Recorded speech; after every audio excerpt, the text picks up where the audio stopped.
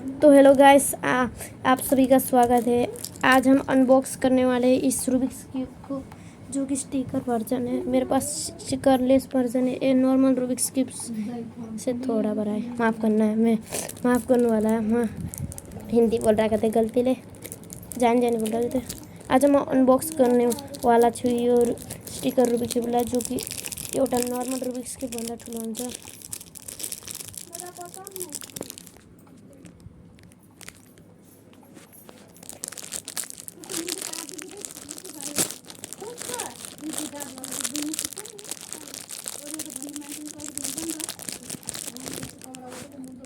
तो लगा तो तो हेर्न सक्नुहुन्छ यो रुबिक्स क्युबलाई ठुलो छ। यो अरू रुबिक्स क्युबभन्दा हल्का 1 सेन्टिमिटर ठुलो हुन्छ। भिडियो कस्तो लाग्यो तपाईँलाई त सब्सक्राइब त गर्नै पर्छ।